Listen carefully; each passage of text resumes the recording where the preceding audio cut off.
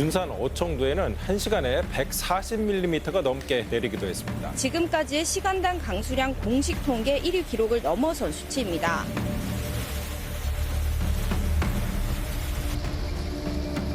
(200년) 만에 한 번 내릴 기록적인 폭우.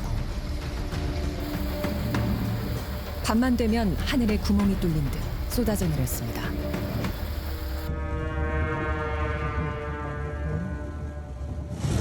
오 마이 갓. 괜찮아?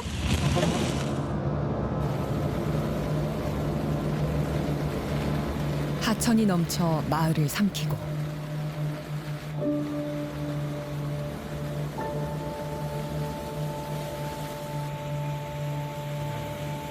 폭우를 감당하지 못한 산비탈은 힘없이 무너져 내렸습니다.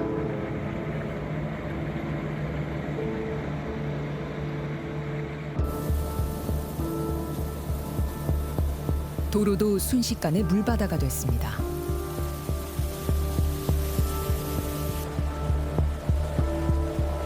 한 번 쏟아지기 시작하면 감당할 수 없을 정도로 퍼붓는 집중호우.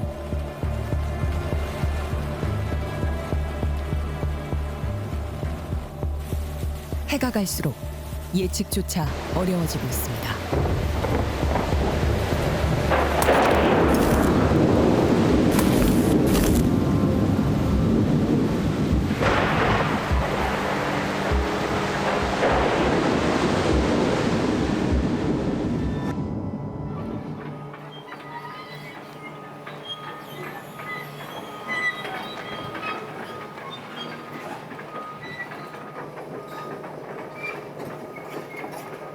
장마를 앞둔 지난달 말, 경북 예천군의 벌방리.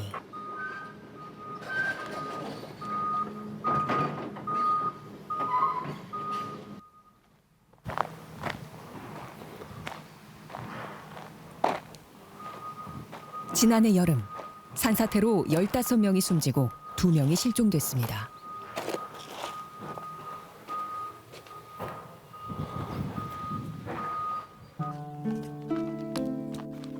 산사태가 난 지 1년이 지났습니다.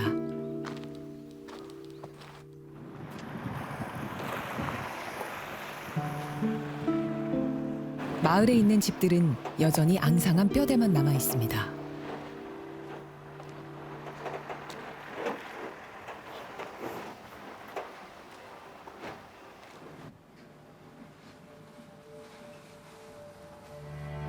벽이 다 사라져버린 집.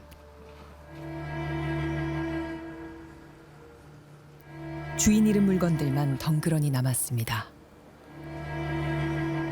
혹시 여기 거주하세요? 여기 임시주택에 평생을 벌방리에서 살아온 홍진화 할머니. 조만한 집에 살아요. 여기 임시주택에? 예. 아 원래 집은 어디셨어요? 예. 원래 집은 어디? 원래 집은 저 후에 있는데 비가 와가 또 내려갔어요. 떠내려갔어요? 예.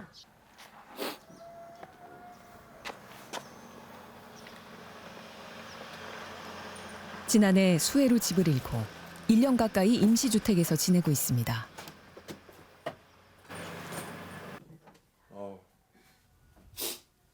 흙더미가 할머니 집을 덮친 건 지난해 7월 15일. 물이 그만들어 이집 저기 뭐라 중허리라고만 뚫다. 문도 못 열고 들어앉아 가지고 올라간 주방 갔다 안방 갔다 주방 갔다 안방 갔다 자꾸 쫓아다니다 있겠네. 날이 새고나 있겠네. 비가 막아가지고 막 집도 창고도 떠내려가고 아래채도 떠내려가고 119가 와가지고 날 그리 업어냈어요. 아 문을 열어줘서 예. 아침에? 아침에.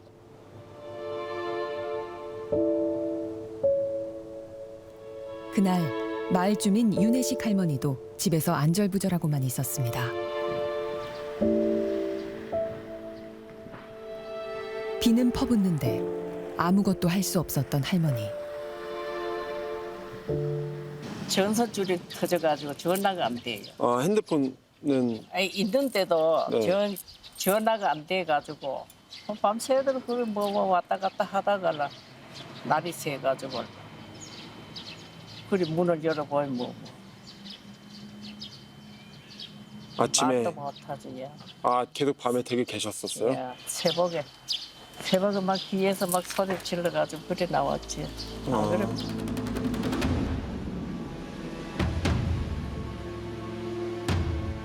지난해 7월 14일 낮 12시쯤 예천군에는 호우주의보가,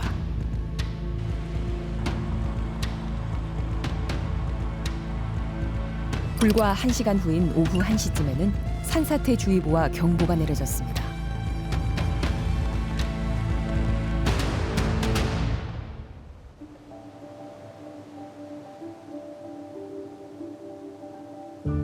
집중호우는 새벽까지 이어졌고 다음 날 새벽 4시쯤 결국 산사태가 나면서 벌방리를 덮쳤습니다.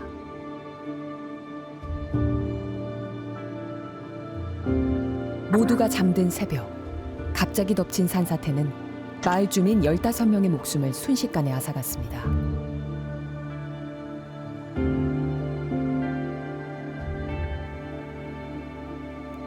두 명의 주민은 아직도 실종 상태입니다.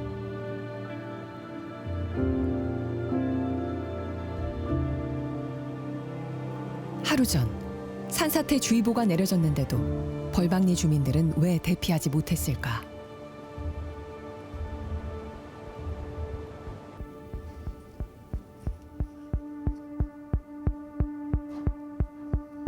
일 년 전 이곳 주민들 전화기로 산사태 주의보 문자가 발송됐습니다. 발령 지역은 예천군 전역이었습니다.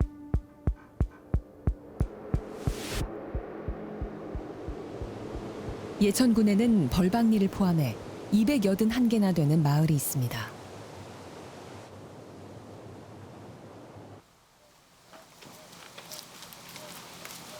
산사태 발생 우려 지역이 너무 광범위해 주민들의 실질적인 대피를 유도하지 못했다는 겁니다. 한 최초 발생 지점에서 우리가 서 있는 곳까지 구체적으로 위험을 특정해서 그 마을 주민들에게 핀셋처럼 정확하게 전달되지 않으면 예천만 하더라도 예천군 전체 면적이 서울시보다 넓기 때문에 비가 많이 오니까 주의하라는 문자는 받아들이는 주민의 입장에서는 내가 위험하니까 잠시나마 집을 놓고 대피소로 가야 되겠다라는 그런 생각과 판단이 들진 않습니다. 이 마을은 당시 산사태 취약 지역으로도 지정되어 있지 않아 사실상 산사태의 무방비 상태였습니다.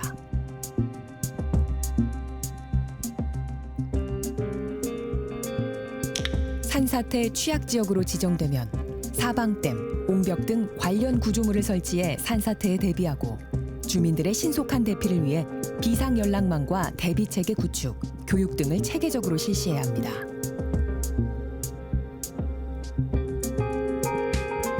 산사태 대피 체계는 이제는 명령으로 돼야 됩니다. 이장님이나 마을 지킴이를 선정해서 그분들이 가가호우 주민들의 집에 들어가서 대피를 권유 이상의 퇴거를 할 수 있는 체계로 하지 않으면 인명피해를 막기는 현실적으로 어렵습니다.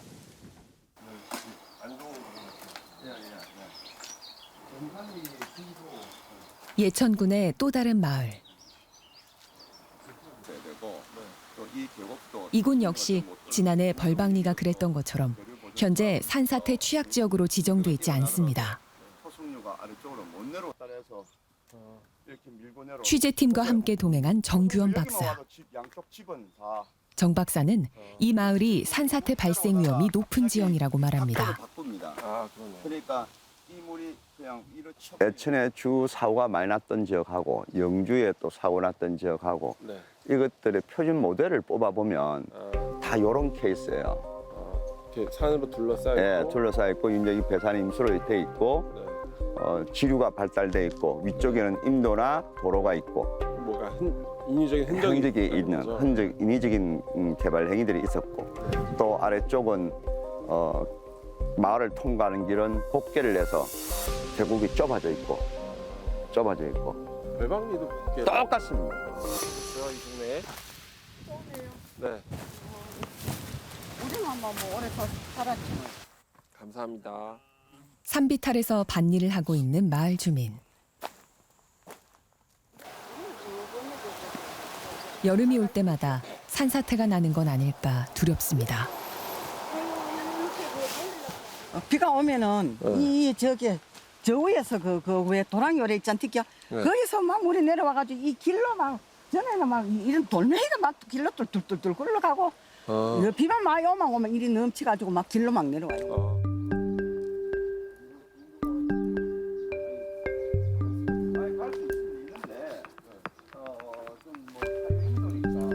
마을 입구에 자리 잡은 노인회관.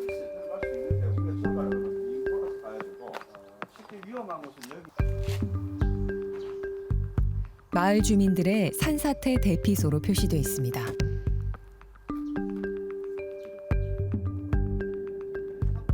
하지만 대피소로 적합하지 않다는 게 정 박사의 얘기입니다.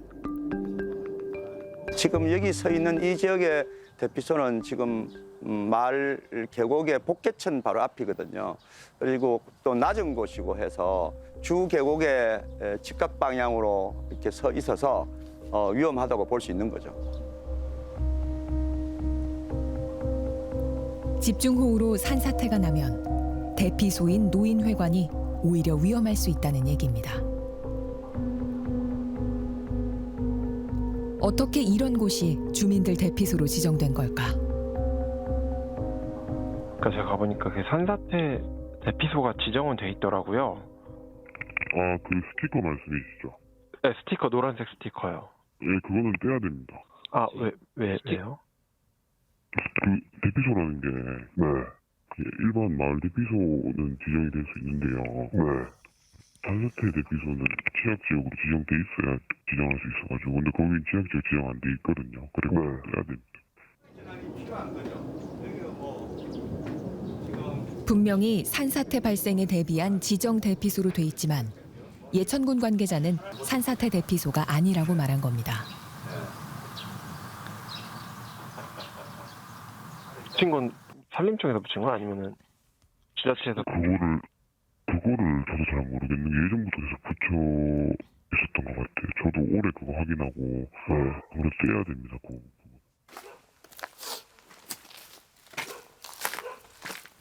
예천군은 이 마을을 현재 산사태 취약지역으로 지정하기 위한 절차를 밟고 있다고 취재팀에게 밝혀왔습니다. 좀 그런 경향이 있죠. 소나무는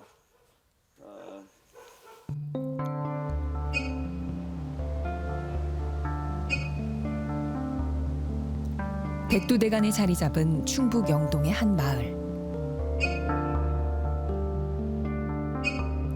움푹 패인 가파른 산비탈 바로 아래 10가구가 모여 있습니다.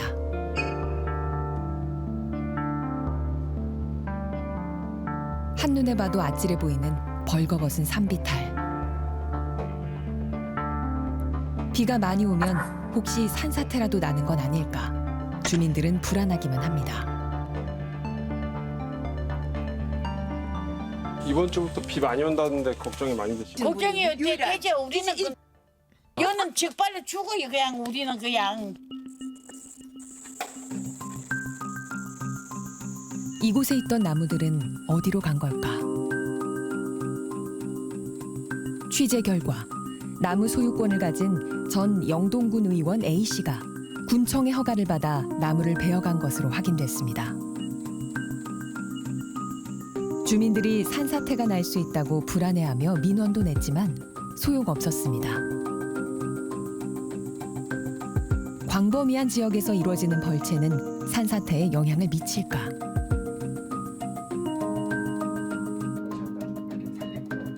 산사태 현장을 오랫동안 연구해온 이수곤 전 교수는 영향이 크다고 설명합니다. 비가 많이 올 때 벌목지 가보면은 벌목지에 산사태가 집중되고 바로 좌우측에 벌목 안 한 데는 산사태가 안 나죠. 거의 안 나거든요. 그거는 뭐냐? 벌목지가 산사태를 촉진시켰다는 얘기입니다. 나무들이 뿌리가 나무를 이렇게 흙을 이렇게 억제하고요. 그리고 비가 오게 되면 물을 머금고 있기 때문에 산사태를 억제한다고요. 벌채가 산사태 위험성을 증가시키는 가장 큰 이유는 산의 흙을 교란시키기 때문이라고 말합니다. 흙이 많이 교란시켜 버리기 때문에 비가 100이 오게 되면 거의 100%가 다 땅속으로 들어갑니다. 그러니까 비가 얼마 안 하는데도 여기 강우량이 많아지는 겁니다. 침수가 많이 들어요. 산사태가 촉진되는 거예요. 벌목 허가를 내주기 전에 산사태 가능성에 대한 조사는 이뤄진 걸까? 저희가 벌채 허가를 나갈 때 그 산림 기술자분이 그런 것까지 다 고려를 해서 담당자도 현장을 보고 판단을 하는 거라서 여기도 그 벌채 할 때 그 기술자분이 현장 다 보고 하신 거였어가지고. 벌목 허가를 받아 나무를 벤 전 영동군 군의원에게도 전화를 해봤습니다. 그래서 이제 혹시 이제 뭐 토사가 내려올 수도 있을 것 같아가지고 밑에 하단부는 나무를 좀 그 뭐라 그래야 되나 조금 남기고 나름대로는 좀 대비는 하기는 했는데 근데 산사태 염려는 뭐 그럴 것 같지는 않고요. 아니 너무 심하게 깎았는데 여기. 하지만 가파른 산비탈 밑에서 하루하루 생활해야 하는 주민들의 입장은 다릅니다. 저거 어떻게 해야 되는 거래 우리 아들하고. 네. 우리는 큰 걱정이라 저거. 그러니까요. 직발이라요. 막 바위가 막 이런 게 산에 막 백기가 있는데 네. 이제 나무를 빗기 때문에 그게 빠지잖아요. 네. 이 지역은 아직 산사태 취약 지역으로 지정돼 있지 않습니다.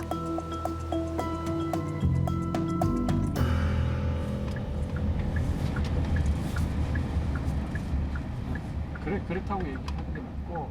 그렇다면 산사태 취약 지역으로 이미 지정된 곳은 사정이 좀 다를까? 10년 전 산사태 취약지구로 지정된 영동군의 한 마을.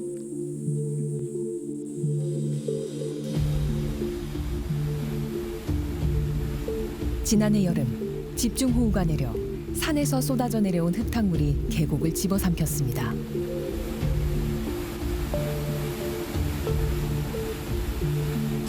보통 비가 많이 오면 여기 다 차요 하천이? 네. 여기 떠다게 물이 철렁철렁해요. 지금은 이렇게 얕은데 이게 다 찬다는 게 탈 느껴지죠? 때는 막 돌이 떨어져 오고 이러니까 물이 안 나가는 거라서. 이번 집중호우에도 계곡은 또 넘쳤습니다. 14년도에 지정이 됐네. 영동군은 10년 전인 2014년 이 지역을 산사태 취약 지역으로 지정했습니다.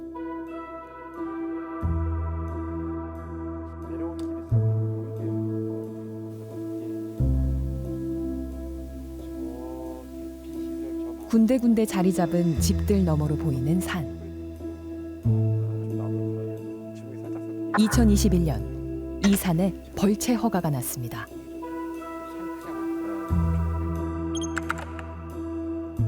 산사태 취약 지역으로 지정된 곳과 바로 붙어 있습니다.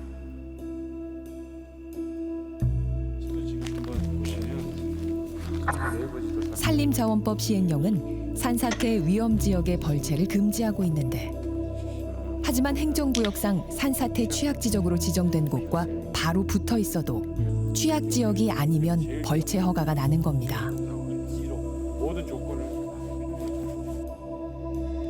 주민들의 반대로 벌채가 이루어지지 않았지만 주민들은 여전히 불안하기만 합니다.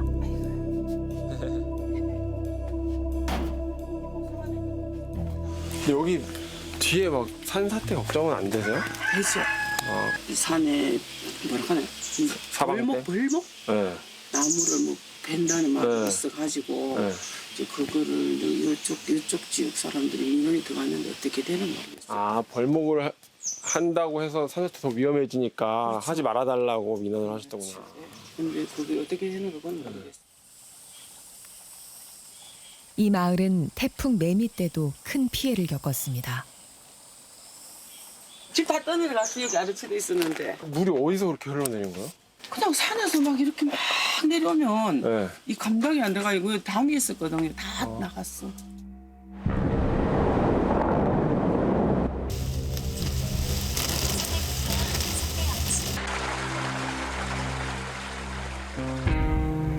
서울 곳곳에서 시간당 100mm가 넘는 비가 쏟아졌던, 관측사상 서울의 역대 최대의 기록적인 폭우가 내렸던 2년 전.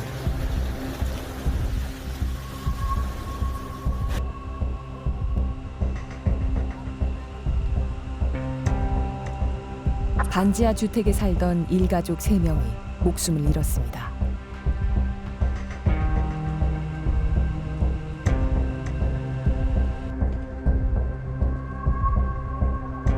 들어찬 물에 현관문을 열지 못해 탈출하지 못한 겁니다.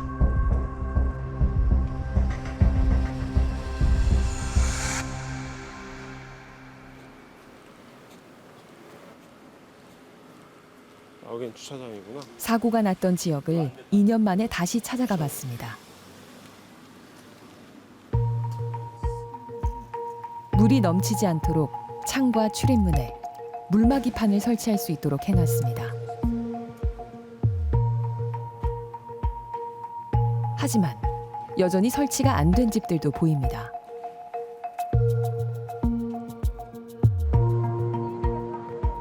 당시 이 지역이 물에 잠겼던 건 인근 도림천이 범람했고 하수도 역류했기 때문이었습니다.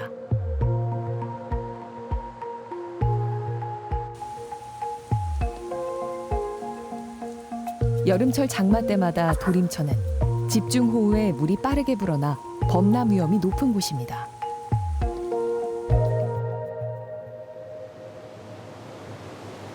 (2년) 전 하천이 넘쳐 인근 반지하 주민들의 목숨까지 앗아갔던 도림천. 범람에 대한 준비는 어느 정도 돼 있을까? 최근 감사원은 도림천의 교량이 태풍이나 집중호우 때 교량 자체가 침수를 유발할 수 있다고 지적했습니다. 하천의 수위가 높아지면서 범람한 물이 도림천 교량을 따라 주변 지역을 침수시킬 수 있다는 겁니다.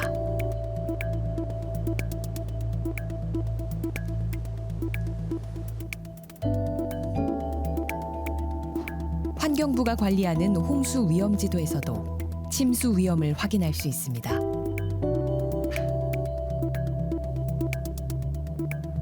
극한의 강우 조건 등에서 도림천이 범람할 경우 어디까지 침수될 수 있는지 보여줍니다.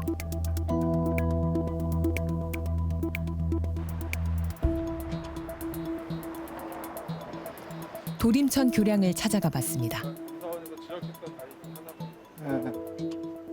이 제방이랑 이 교량 접합부가 너무 이 제방보다 낮다. 네, 맞아요. 그래가지고 물이 넘치면은 여길 통해서 들어옵니다. 맞습니다. 예. 이쪽으로 침수가 될 수 있다. 이게 제가 보니까 이 구조가 딱 그런 거죠. 왜냐하면 딱 넘치는데 여기가 저지대잖아요. 길로 다이렉트로 가는 거죠. 지금 보시면은 여기 교량 자체도 슬로프가 있잖아요. 네. 여기가 낮고 저기가 높거든요. 네.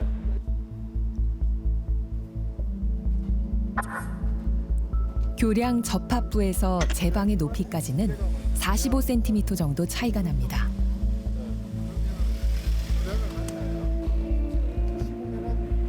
결국 제방을 넘지 못한 물은 교량을 따라 주변 지역으로 흘러내려갈 수밖에 없습니다. 도림천의 또 다른 교량. 이 교량 역시 제방보다 높이가 낮습니다. 하천에 있는 모든 구조물들은 제방 위에 있어야 됩니다. 왜 그러냐면 우리가 철도라든가 교량이라든가 이런 구조물을 만들 때 많은 하천 구간에서 조금이라도 낮은 지역이 있다 그러면 그쪽으로 범람이나 원류가 일어나게 돼 있거든요. 교량을 관리하는 서울구로구청은 별다른 문제는 없다는 입장입니다.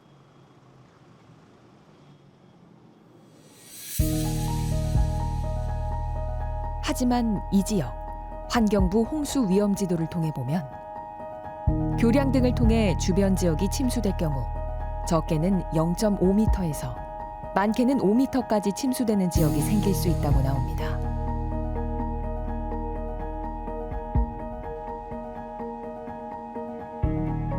서울시는 현재까지 교량을 높이기는 현실적으로 어렵다는 입장입니다.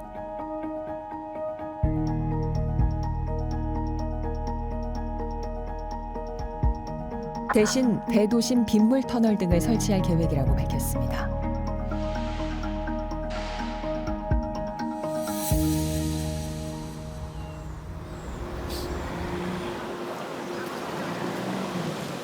광주시 북구에 위치한 자연재난 체험관.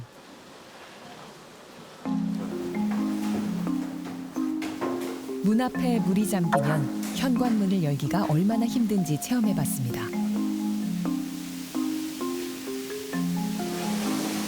반지하 집에 이렇게 문 앞에 물이 찬 경우를 가정한 상황인데요.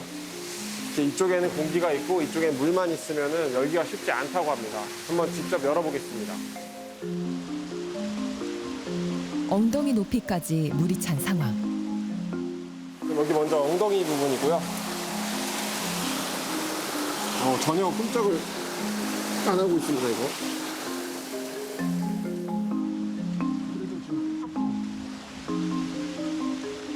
엉덩이 높이까지 현관문 앞에 물이 찼을 때는 성인 3명이 문을 열려고 해도 현관문을 열 수 없는 압력이 가해집니다.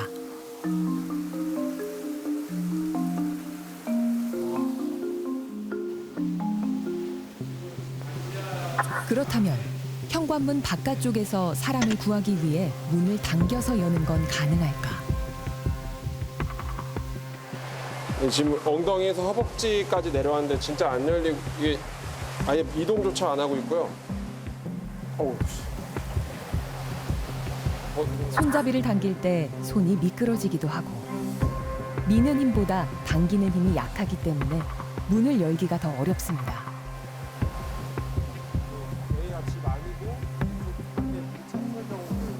지하실 바닥에서 80에서 90cm 정도의 물이 차올라 허벅지 높이 수위까지 찼을 때 열려고 하면 어떨까?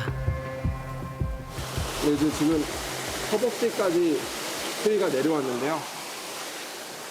그래도 지금 꼼짝도 안 하고 있습니다. 허벅지 높이까지 물이 차올랐을 때도 성인 혼자서는 도저히 열 수 없는 압력이 가해집니다.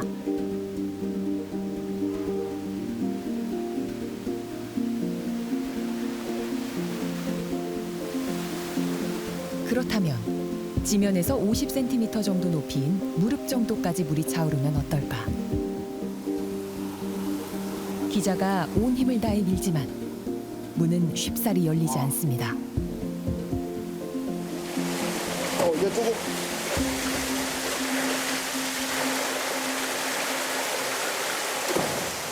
이거 진짜 안 열린다 이게. 결국 물이 많이 빠지고 나서야 문을 열 수밖에 없었습니다.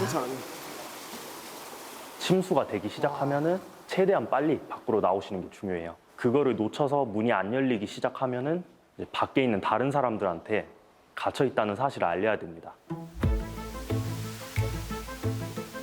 문이 안 열리면 문을 열려고 무리하기보다 바깥에 있는 사람에게 빨리 알려 도움을 받는 것이 더 빨리 구조될 수 있는 방법이라는 겁니다.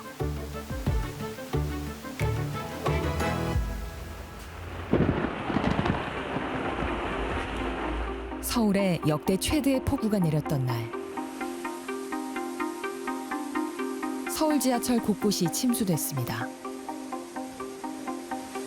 범람한 물이 지하철 계단을 휩쓸어버리고 무게를 이기지 못한 천정도 터져버립니다.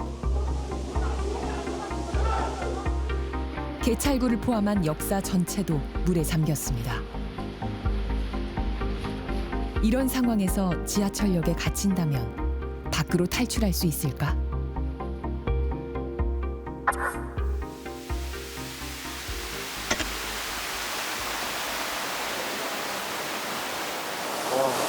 계단이 하나도 안 보여 진짜.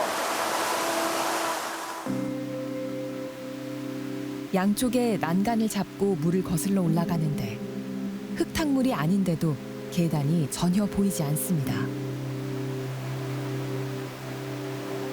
물살의 세기도 걸음을 옮기기 힘들 만큼 두 발의 힘이 가해집니다. 양쪽에 난간이 없었다면 성인이 혼자서 물살을 거슬러 올라가기 쉽지 않을 정도입니다.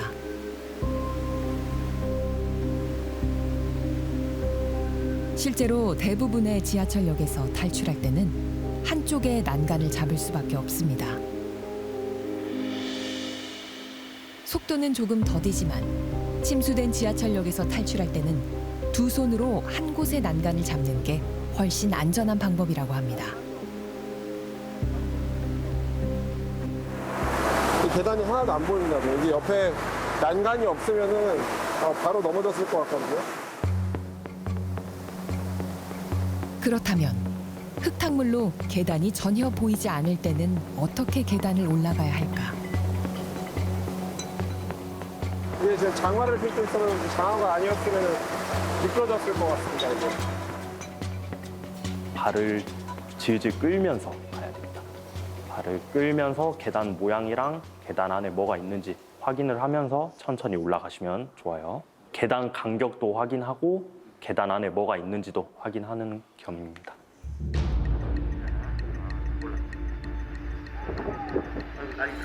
(2년) 전 태풍 흰남노가 몰고 온 집중호우로 잠겨버린 아파트. 인근에 있는 냉천이 범람해 지하 주차장에도 물이 천장까지 차올랐습니다.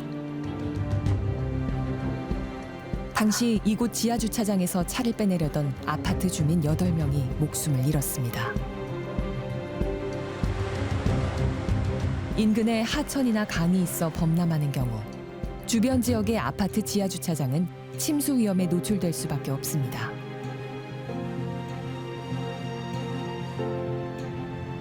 도로나 지하 주차장에서 차량이 침수될 경우 과연 탈출할 수 있을까?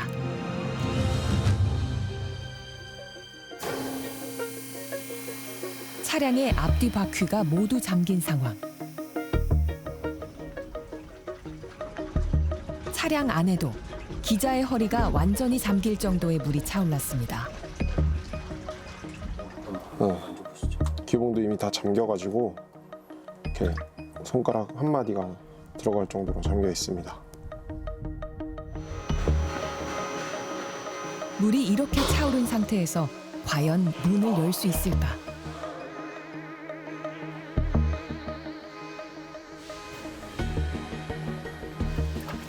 생각보다 쉽게 문이 열립니다. 힘은 들었지만 문을 열 수 있었습니다. 차량 안의 물높이와 차량 밖의 물높이가 같은 상황에서는 문을 열 수 있다고 합니다.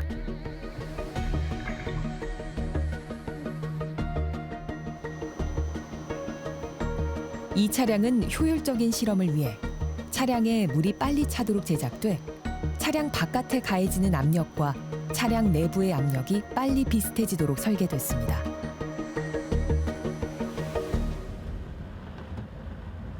폭우로 침수된 도로. 승합차 한 대가 도로를 건너다 흙탕물에 고립됐습니다.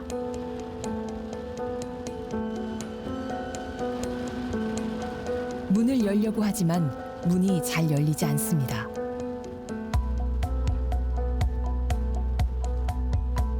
물이 어느 정도 들어찬 다음에야 차문을 열고 나올 수 있었습니다. 그렇다면 이럴 경우 차량 안에서는 어떻게 행동해야 될까?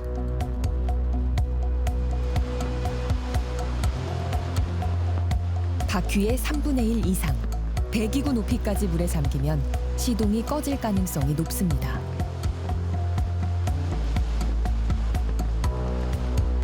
바퀴까지 물이 차오르면 차량 문이 열리지 않기 때문에 차량 유리를 깨고 탈출하는 방법밖에는 없습니다.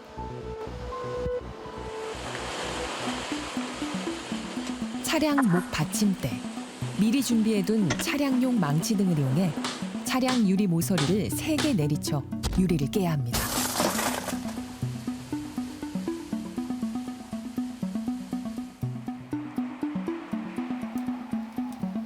차량이 침수 지역에 고립돼 발생하는 인명피해는 해마다 반복되고 있습니다.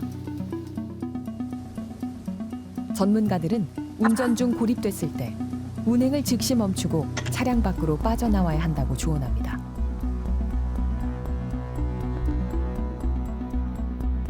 집중호우가 계속되면 강이나 하천이 빠르게 차오릅니다.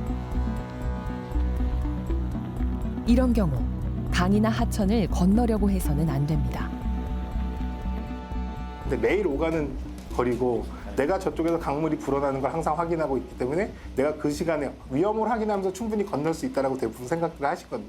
근데 사실은 뭐 이런 뭐 계곡이라든지 이런 이제 이 시골에 있는 작은 천 같은 경우는 뭐 유수단면이나 이런 것들이 작기 때문에 한번 물이 불어나기 시작하면 정말 눈 깜짝할 새 물이 불어나거든요. 그러니까 이런 부분들은 많은 분들이 본인이 위험한 상황을 인지하고 있기 때문에 본인이 언제든 이런 부분들을 대처할 수 있다라고 생각들을 하시는 게 문제입니다.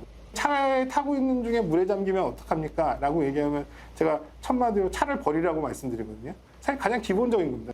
이 차를 어떻게든 내가 끌고 나가야 되겠다는 생각하지만 그 당시엔 움직일지 몰라도 침수 지역을 계속 차로 운행하다 보면 어느 순간에는 멈출 수밖에 없거든요. 그러면 사실은 더 위험한 상황.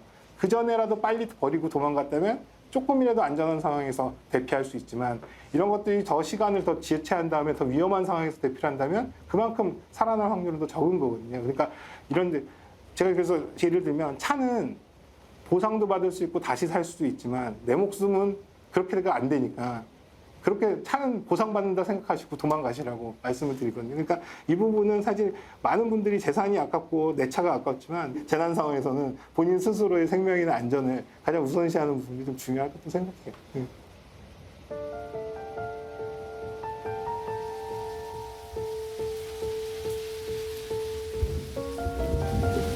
지난주 사흘 동안 300mm에 달하는 폭우가 쏟아진 경북.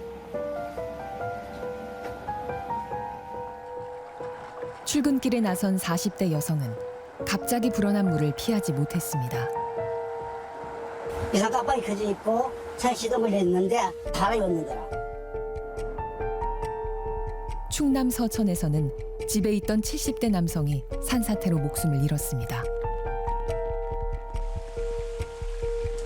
1년 전 폭우가 빚은 참사.